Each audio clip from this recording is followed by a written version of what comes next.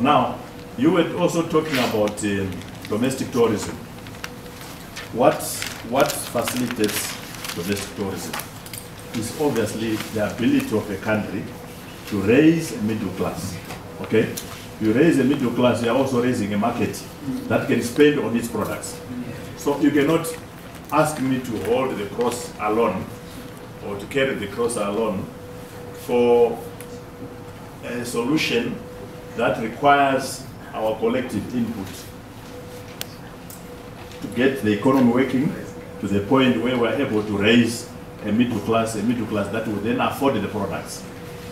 Okay? So the solution is not with this minister, nor this sector alone. No. You must look at the totality of all the variables at play that must produce a viable middle class in this country. That's why China is boasting a 400 million middle class. And you know how many trips they do in China? Before I start talking about this 600 million outbound, 4 billion trips are done by the Chinese inside their own country. Now, if each one of them is spending, let's say $100, how much is that? How much is that in their own domestic tourism economy? And this is what I'm saying to our economists. If we motivate our people to a point where we raise a middle class and we motivate them to holiday locally, incentivize them to holiday locally, this money circulates inside Zimbabwe before it finds its way out of Zimbabwe. So that, again, is a function of all of us sitting down and agreeing on the way forward with currency reforms and other things. And you know now that 70%, for example, of our source market in South Africa. If I was holding rands and I'm in South Africa, I would be least motivated to come and spend them here, isn't it? It's basics. But that's where 2 million of our people are sitting in South Africa. They are waiting to do self-drives through Byte Bridge to come and holiday in their own country. But they are not finding value for money because they are earning rands and spending in a very expensive destination called the US dollar, whatever you call it here. It's killing business.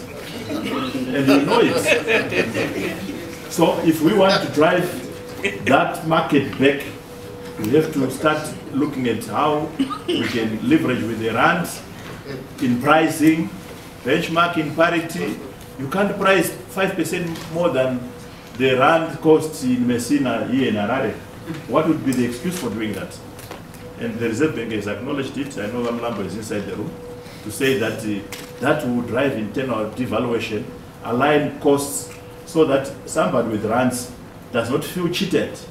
Okay, if he's buying a hamburger here and he's buying a hamburger 3 times the cost because you are pricing in that currency that you love so much. Okay, so this issue, there's no solutions with my sector. It is solutions with all of us.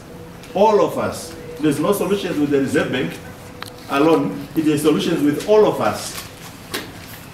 They wanted to drive you to accept the rand, you refused, isn't it?